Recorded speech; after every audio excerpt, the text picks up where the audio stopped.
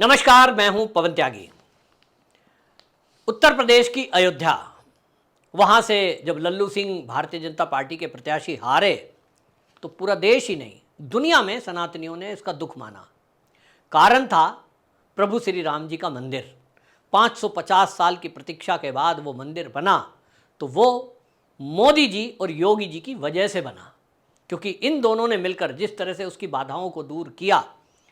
ये सबका मानना है कि अगर मोदी जी केंद्र में और योगी जी उत्तर प्रदेश में सीएम ना होते तो ये भव्य जो मंदिर बना हुआ हमें दिख रहा है, वो जो निर्माण के काम अभी भी चल रहे हैं, ये जो चमचमाती अयोध्या हम देख रहे हैं, ये कभी ना होता।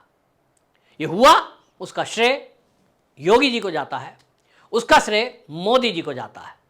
लेकिन जब लल्लू सिंह वहां से हार गए तो लोगों को दुख इसलिए हुआ कि उम्मीद थी कि भारतीय जनता पार्टी का कोई भी प्रत्याशी खड़ा होगा, लोग आंख बंद करके प्रभु राम का नाम लेकर जय श्री राम बोलते हुए ईवीएम का बटन दबाएंगे और भारतीय जनता पार्टी को रिकॉर्ड मतों से जिताएंगे। लेकिन ऐसा हुआ नहीं, हुआ उल्टा, लल्लू सिंह हार गए। बहरहाल भारतीय जनता पार्टी के प्रत्याशी हारे, लेकिन समाजवादी पार्टी के जो प्रत्याशी वहां से जीते हैं। अब उनकी सीट खाली हुई है विधानसभा की, क्योंकि वो विधायक थे वहां से। अब विधायक की सीट खाली हुई है तो चुनाव होगा, और ये जो चुनाव उपचुनाव हो रहा है, अब इसमें लोग पहले से कह रहे हैं कि अब तो चाहे कोई भी खड़ा हो जाए, जो हमसे गलती हुई है उस गलती को अयोध्यावासी सुधारेंगे। क्योंकि अयोध्यावासियों को इतनी गालियां पड़ी जो कि नहीं पड़नी चाहिए। क्योंकि मैंने जो वीडियो बनाई थी, मैंने बताया था कि अयोध्या के जो लोगों ने वोट नहीं दिया उसमें अयोध्या के किसी व्यक्ति की गलती नहीं है, और वोटर कभी गलत होता भी नहीं है। जो चुनाव लड़ाने की जिम्मेदारी जिन लोगों के ऊपर थी, ये सब जमीनी स्तर पर गड़बड़ी उनकी हुई। पर्चियां लेकर नहीं पहुंचे, वोट कटौती हुई। मेरे पास बहुत सारे फोन हैं, मेरे खुद में, मेरे परिवार में मेरे पिताजी का वोट कट गया, क्योंकि कैंसर से पीड़ित होकर वो जूझ रहे थे और मैं उसमें बिजी था, मैं उन चीज़ों को नहीं देख पाया। और ये जिम्मेदारी किसकी है फिर? मेरी भी है, लेकिन भारतीय जनता पार्टी के जो प्रत्याशी हैं और जो कार्यकर्ता हैं, जो यहाँ राज्य की सरकार है, उसकी जिम्मेदारी है कि बीएलओ, पहले तो हमारे घर में बीएलओ आया, जब वोट बनी है तो घर घर बीएलओ आए और वो सबके कैंडिडेटों के नाम नोट करके लेके गए, फॉर्म भरवा के गए, भाई नई वोट बन रही है। उसकी घोषणा होती थी बाकायदा, लाउड स्पीकर लगाकर क्षेत्र में, अखबारों में भी आता था कि एक विशेष ड्राइव चलाया जा रहा है, अपनी वोट बनानी है तो फला फला फला फला पर आप बना सकते हैं, इस तरीके से। लेकिन इस बार लोकसभा का चुनाव इतना बड़ा और कहीं कोई प्रचार नहीं कि वोट कैसे बनेगी, वोट आपकी है कि नहीं, वोट कट गई तो उसका क्या करना है, कट गई तो कट गई, बस बैठे रहो। और इसलिए अयोध्या में ये हुआ, ये काशी में भी हुआ, तो लोगों की गलती नहीं है। लल्लू सिंह को लेकर मैंने पहले ही बताया था कि बहुत शिकायत थी, लोग बदलने को कह रहे थे, और इसीलिए ये कह रहे थे कि लल्लू सिंह की जगह कोई भी A to Z खड़ा हो जाए। अयोध्या वासियों ने तो अभी भी वोट दिया है, पूरे अयोध्या लोकसभा से वो जीत कर जाते। लेकिन अब विधानसभा का चुनाव जब आया है तो अब भारतीय जनता पार्टी की तरफ से कई नाम ऐसे घूम रहे हैं, मैं भी आगे, मैं भी आगे, मैं भी आगे, क्योंकि सबको लग रहा है कि अब अयोध्या से तो जीत 100% पक्की है। तो 100% जीत पक्की है तो भाई पूर्व एमएलए वहां पे हैं बाबा गोरखनाथ।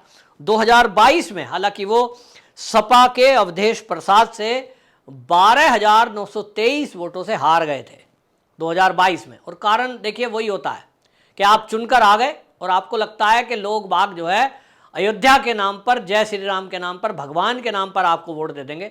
तो भैया भगवान के नाम पर आप भीख मांगो, आपको भीख तो लोग दे देते हैं, भगवान के नाम पे दे दिया किसी ने।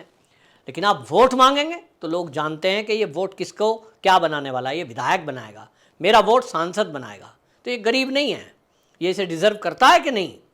अगर ये मेरे काम आएगा, यदि ये कोई अच्छा आदमी है तो ही इसको वोट दूं, नहीं तो नहीं दूं। जनता बहुत समझदार है और इसलिए जनता ने 2022 में इन बाबा गोरखनाथ को हरा दिया। ये 2017 में 28,076 वोटों से जीते थे।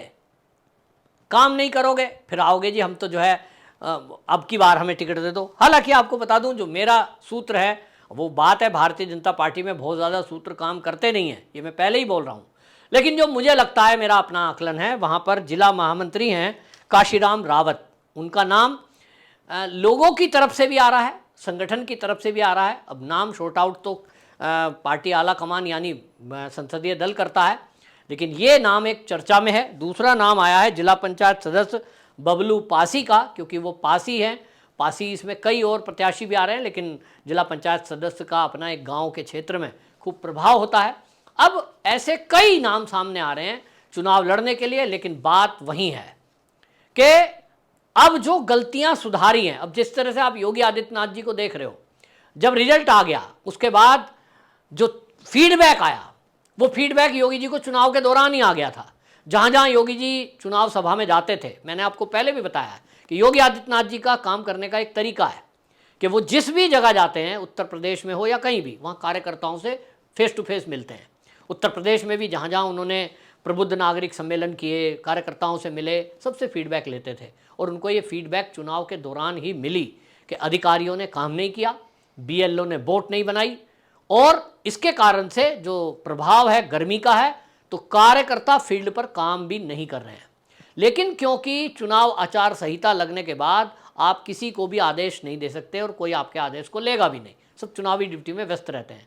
योगी आदित्यनाथ जी चाहते हुए भी उस समय कुछ नहीं कर पाए, क्योंकि चुनाव आचार संहिता लगी हुई थी।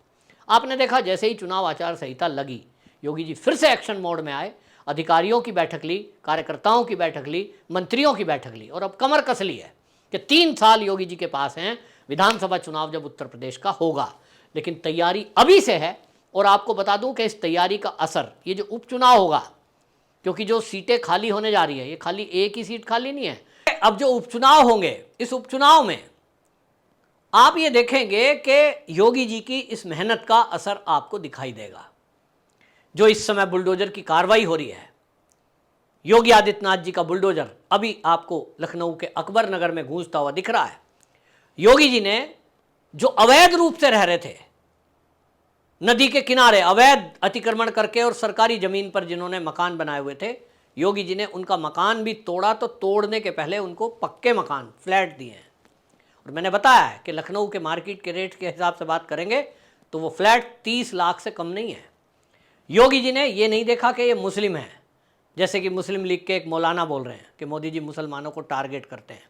ना, योगी जी एक महंत हैं, एक संत हैं, और वो सबको बराबर दृष्टि से देखते हैं। और इसलिए मुस्लिम कम्युनिटी होने के बावजूद भी एक एक परिवार को एक एक फ्लैट वहाँ पहले दे दिया गया है। उसके बाद वो बुलडोजर चला है। तो इसका असर होगा, और अयोध्या पे तो ज़्यादा असर होगा, क्योंकि अयोध्या में जो विकास के काम हुए हैं वो केवल लोगों की नाराज़गी प्रत्याशी को लेकर थी, उसका विधानसभा चुनाव से कोई लेना देना नहीं है। हाँ, विधानसभा चुनाव में भी जनता ये जरूर देखेगी, कितनी भी गलती स्वीकार कर रहे हो, लेकिन वो ये जरूर देखेगी कि प्रत्याशी कौन है। प्रत्याशी अगर ऐसा ले आए कि जिसको लोग जानते नहीं, काम कोई करता नहीं, हवाई फायर करता है और इधर को आ गया चुनाव में, ऊपर से पैराशूट वाला जो बोलते हैं, वो अगर हुआ, शायद जनता कम वोट करे, लेकिन ये तो तय है कि जीतेगा बीजेपी का प्रत्याशी ही।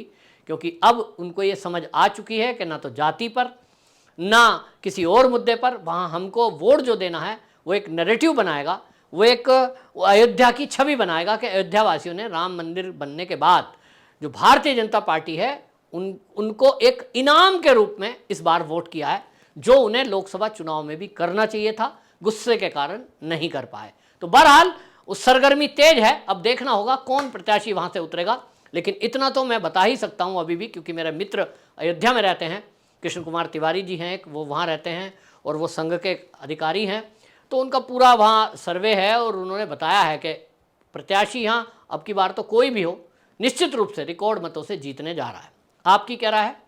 कमेंट बॉक्स में जरूर बताएं। वंदे मातरम।